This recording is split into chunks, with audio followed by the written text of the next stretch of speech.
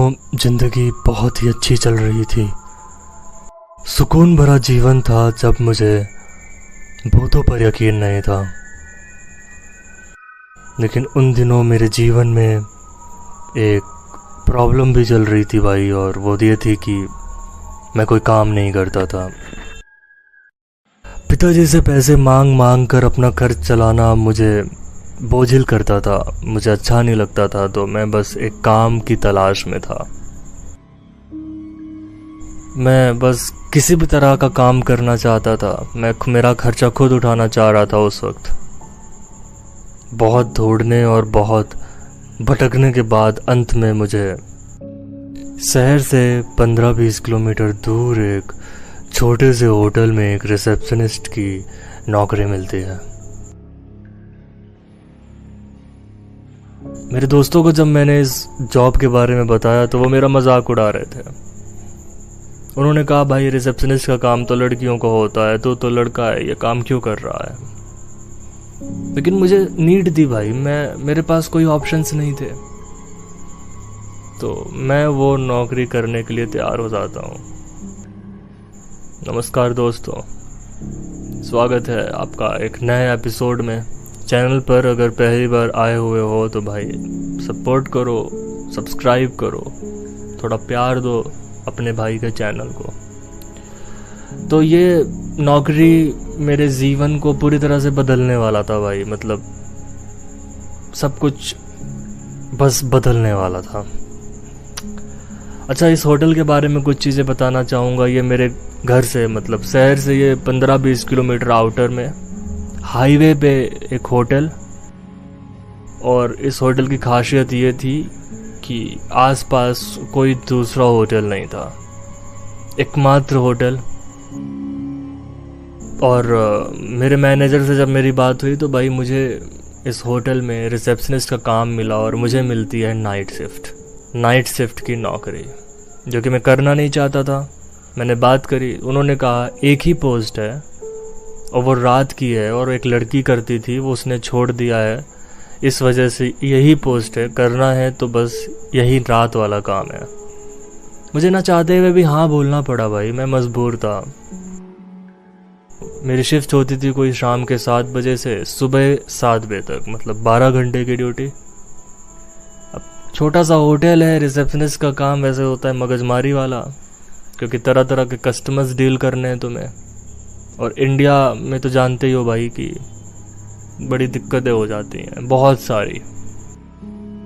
लेकिन एक अच्छी चीज़ ये भी थी कि भाई रात में कोई कस्टमर आता नहीं था, तो रात में बस तुम्हें बैठना ही है। कुल मिला के बस रात काटनी होती है तुम्हें, जो कि एक बड़ी समस्या भी है भाई, क्योंकि नाइट शिफ्ट में उस होटल में मेरे अलावा और कोई वर्कर नहीं। मतलब एकमात्र अगर कोई स्टाफ होटल पे रात में रहेगा तो वो मैं रहूँगा, जो कि थोड़ी अजीब लग रही थी मुझे कि यार होटल उतना भी छोटा नहीं था भाई, ठीक है, बहुत बड़ा नहीं था तो बहुत छोटा भी नहीं था, और भी लोग होने चाहिए थे। बट मैनेजर ने कहा सिर्फ तुम ही रहोगे यहाँ पे, और काम ही क्या है, बस तुम्हें रजिस्टर तो मेंटेन करना है। खैर मैं सारी चीज़ों के लिए रेडी था भाई, क्योंकि मेरी मजबूरी थी, मुझे बस पैसे चाहिए थे। तो स्टार्टिंग के 1-2 दिन मैं बस काम समझ रहा था। मैंने ये चीज़ समझी कि रात में काफ़ी माहौल बदल जाता है भाई होटल का। जैसे 10-11 बजे के बाद कोई कस्टमर नहीं आता। इवन हमें तो हिदायत मिली थी कि 11 बजे के बाद होटल का मेन डोर लॉक कर देना।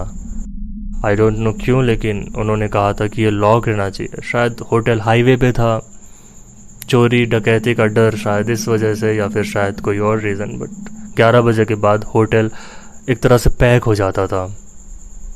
आमतौर पे होटल भाई 24 घंटे ओपन रहते हैं, लेकिन हमारा होटल 11 बजे के बाद बंद। कोई आएगा तो वो डोर बेल बजाएगा तो हम उसे फिर एंट्री दे देंगे। दूसरी चीज़, इन 1-2 दिनों में मैंने ये समझी कि रात के वक्त भाई अलग ही लेवल का सन्नाटा पसर जाता था वहाँ पे। मतलब थोड़ा सा तो मैं बता रहा हूँ, मैं मेन डोर से अंदर आए, कॉरिडोर से होते हुए हम जैसे ही सामने आते हैं तो फ्रंट पे मेरा मेरी जगह जहाँ पे डेस्क, लैपटॉप, मेरी चेयर और उसके पीछे कुछ सोफ़े लग रखे हैं जहाँ पे टेबल है, मैगजीन्स हैं टेबल पे। ये एरिया लॉबी हो गई मेरी, जहाँ पे मैं होता था होटल में रात। मेरे लॉबी के बगल में लेफ़्ट साइड में एक किचन था और राइट साइड पे कॉरिडोर से होते हुए आप स्विमिंग पूल के एरिया पे पहुँचते हो, जो कि बहुत बड़ा एरिया है भाई। और उसी के चारों तरफ सीढ़ियाँ लगी हुई हैं जो कि आपको सेकंड फ्लोर पे ले जा रहा है। अच्छा, होटल की एक खासियत ये कि नीचे कोई रूम ही नहीं थे भाई। मतलब ग्राउंड फ्लोर पे सिर्फ मैं बैठ रखा हूँ, कोई नहीं है, कोई रूम नहीं है। सब जितने भी रूम्स हैं वो अवेलेबल है सेकंड फ्लोर पे। बाहर मैं बैठा हुआ हूँ, बाकी रात में भाई सब अपने अपने कमरे में जाके लेट रहे हैं सेकंड फ्लोर पे। मेरे जगह से कितने अंदर हैं। समझाने की कोशिश ये कर रहा हूँ कि भाई बहुत अकेलापन महसूस होता था और एक अलग सा भय मन में रहता था, क्योंकि आप अकेले होते हो उस वक्त। दूर दूर तक भाई कुछ आवाज़ नहीं, कोई आहट नहीं, बस चलती हुई हवा की आवाज़ तुम्हें आती थी। और होटल के भाई जो रूम्स थे, जो डोर्स थे, वो सब कांच के। तो भाई मैं लिटरली मेरे लॉबी पे मेरे चेयर पे बैठे बैठे मैं हाईवे देखता था, जहाँ पे एक भी गाड़ी नहीं निकलती थी रात में। हाईवे के उस पार जंगल देख रहा हूँ मैं।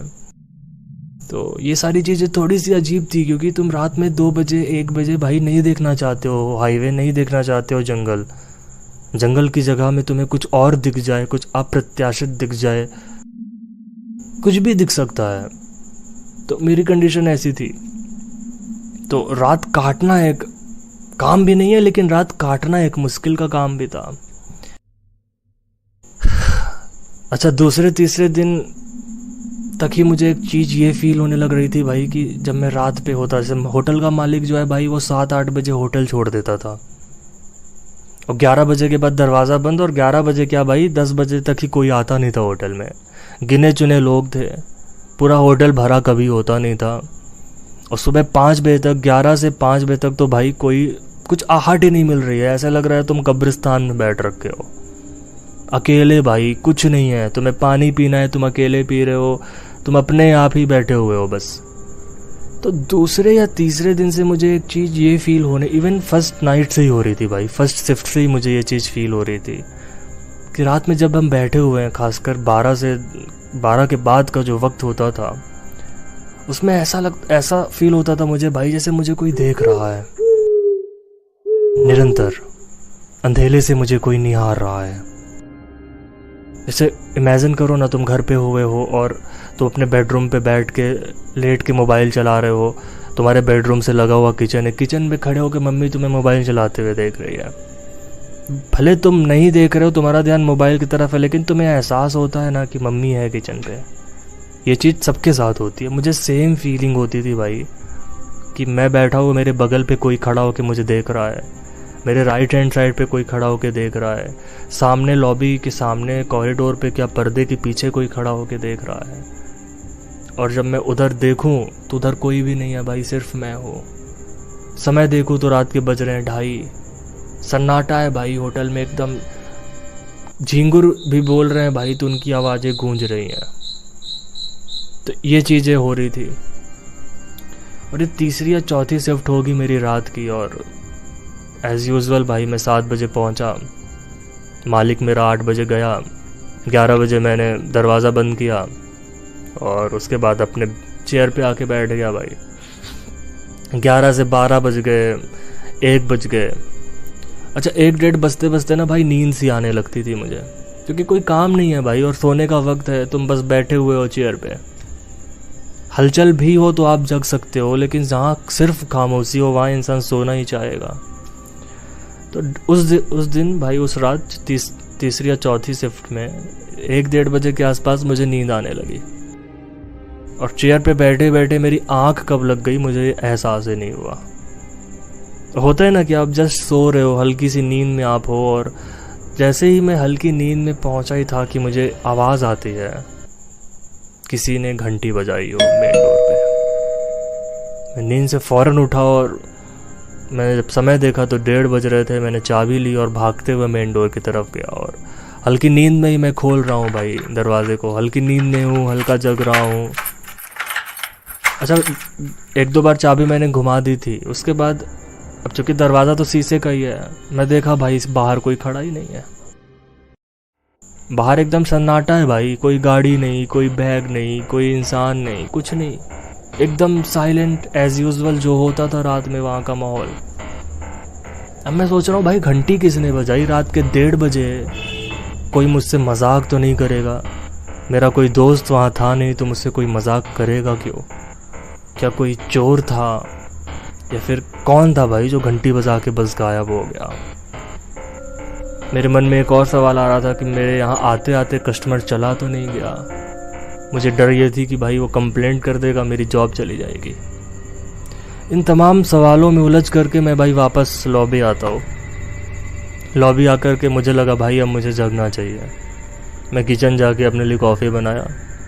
कॉफ़ी बना के भाई 1-2 घूंट मैंने पिया होगा और मैं अपने चेयर पे आके बैठा ही था कि भाई दोबारा से घंटी बजती है।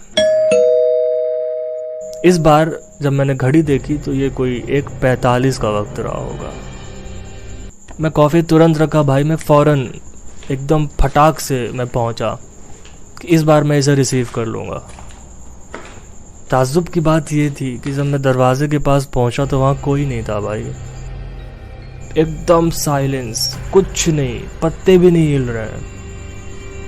इस बार मेरे मन में भय आ गया भाई कि ये क्या सीन हो रहा है, क्योंकि ये कुछ तो अजीब घटना हो गई। घंटी बज रही है, बाहर कोई है नहीं, तो जो भी है उसका इंटेंशन सही नहीं है, ये मैं समझ गया। चाहे वो इंसान है, चाहे वो कोई भी है, वो घंटी बजा करके हट जा रहा है, उसका इंटेंशन है सही नहीं, क्योंकि रात के 2 बज रहे हैं भाई। तो मेरी हिम्मत नहीं हुई भाई कि मैं दरवाज़ा खोल कर ना बाहर जाके चेक करूं। और हमको ये रिस्ट्रिक्शंस भी लग रखे थे कि रात में बाहर ऐसे जाना भी नहीं है। मैं वापस आता हूँ भाई अपनी चेयर पे, और वो रात जैसे कटी है मेरी वो मैं ही जानता हूँ भाई। खैर उसके बाद घंटी नहीं बजी, रात कट गई। सुबह 7 बजे मैं घर आ गया। आज दिन हो चुके थे करते करते, ठीक है, 1 हफ्ता हो गया। अब मैं थोड़ा सा रम गया था, मेरे को रात में नींद नहीं आ रही, मैं बस रात काट लेता था कैसे भी, कॉफ़ी पी के मैं बस रात काट ले रहा हूँ। रजिस्टर ही तो मेंटेन करना था, मैं अपना काम कर रहा था। मैनेजर मेरा काफ़ी खुश हो गया भाई 7 ही दिन में, वो मेरी तारीफ़ कर रहा है कि तुम काफ़ी अच्छा काम कर रहे हो। मुझे लगा यार 7 ही दिन तो मैं काम किया हूँ। तो मुझे फिर ये पता चला कि मेरे से पहले नाइट शिफ्ट में जो भी लोग काम करते थे वो भाई 1-2 दिन से ज़्यादा टिकते ही नहीं थे वहाँ पे। अब रीज़न्स बताया जाता था कि वो सो जाते थे तो हम उन्हें फायर कर देते थे, लेकिन मैं तो कुछ और रीज़न समझ रहा हूँ ना कि लोग काम क्यों नहीं कर रहे थे, क्योंकि मैं भी तो रात काट रहा हूँ वहाँ पे, तो मुझे एग्जैक्टली सिचुएशंस का अंदाज़ा था। खैर मुझे तो काम करना था भाई। मेरा मैनेजर भाई इतना खुश हो गया कि वो मुझे एक और जिम्मेदारी दे दिया। मैं उम्मीद कर रहा था कि भाई कुछ ये हेल्प कर देगा या फिर कुछ मदद कर देगा मेरी। उसने कहा कि तुम रात में एक और काम करो। अब मैंने बोला क्या सर, क्या काम करूँ मैं? उसने बोला कि स्विमिंग पूल के एरिया पे दिन में बहुत से लोग जाते हैं, उनका कुछ सामान छूट जाता है, लोग ड्रिंक करके भी जाते हैं तो वो भूल आते हैं, तो वो सामान जो भी तुम्हें मिल जाए वो तुम आके यहाँ पे रख लो। दूसरा, एक चक्कर काट के आया करो, थोड़ा साफ़ सफाई का ध्यान रख लिया करो रात में। अब ये सुनकर थोड़ी सी भाई उत्तेजना मेरे अंदर आई कि मैं यहाँ पे साफ़ सफाई करने तो आया नहीं हूँ, लेकिन मेरे पास कोई चारा भी नहीं था भाई। मैंने वो चीज़ भी एक्सेप्ट कर ली भाई कि ठीक है। मैंने कहा कोई नहीं, रात में वैसे भी फ्री रहते हैं, स्विमिंग पूल ही घूम लेंगे भाई, चलो अच्छा है। अच्छा, मैनेजर ने ये नहीं बताया भाई स्विमिंग पूल का एरिया रात में होता कैसा है भाई। वो शाम को उसने सब मुझे बताया 8 बजे जाने से पहले, और बोला आज से तुम स्विमिंग पूल भी देख लेना। ये 8वां दिन था भाई, हफ्ते के बाद वाला दिन। तो मैं भाई रात में 11-12 बजे मैंने रजिस्टर सब किया फाइनल। 12 बजे मैं भाई स्विमिंग पूल विज़िट करने गया। तो भाई बहुत बड़ा एरिया, ठीक है, होटल का सबसे बड़ा एरिया भाई स्विमिंग पूल था। 4 तरफ बरामदे हैं और सीढ़ियाँ लग रखी हैं स्विमिंग पूल में नीचे उतरने के लिए, और वहीं पे बरामदों से सीढ़ियाँ लगी हुई हैं चारों ओर ऊपर जाने के लिए, जहाँ पे लोग जाके रह रहे थे। अच्छा, स्विमिंग पूल के एरिया में भाई लाइटिंग की व्यवस्था ऐसी थी कि अंधेला भी नहीं था और उजाला भी नहीं था।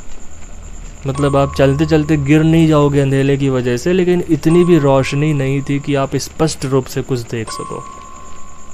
इमेजिन करो कि मैं जहाँ खड़ा हूँ उसके 4 कदम पे कोई अगर खड़ा है तो मैं उसका चेहरा नहीं देख पाऊँगा, मुझे उसकी परछाई मात्र दिखाई देगी कि कोई खड़ा तो है, लेकिन वो खड़ा कौन है ये मुझे नहीं समझ आएगा, ऐसी कुछ रोशनी थी। And the most interesting thing is swimming pool की जो दीवारें थी भाई कांच की थी। समझ रहे हो? मतलब अब एक बहुत लंबे एरिया में आप चारों ओर जंगल देख रहे हो, रोड्स देख रहे हो, होटल के बाहर क्या है ये देख रहे हो, जो कि अपने आप में एक कठिन चीज हो गई मेरे लिए, क्योंकि दीवारें हैं, हमें बाहर की चीजें नहीं दिख रही, तुम कुछ तो सेफ फील करेंगे भाई। चारों तरफ जिधर देख रहा हूँ उधर रोड दिख रही है, उधर मुझे बाहर के दृश्य दिख रहे हैं, आम का पेड़ दिख रहा है, आम के पेड़ में टहनियाँ भी होती हैं, टहनियों पे कोई बैठा हुआ दिख गया तो मेरे को तो दिक्कत हो जाएगी, मुझे तो रात में वहाँ रहना है। तो ये जो नया टास्क मिला भाई मुझे, ये काफ़ी मुश्किल भरा था। तो ये हमारा पहला एपिसोड था भाई नाइट शिफ्ट का। इसका अगला पार्ट मैं बहुत जल्द अपलोड कर दूंगा, तब तक इसे थोड़ा सा प्यार दो, चैनल को थोड़ा प्यार दो भाई। मिलते हैं अगले एपिसोड।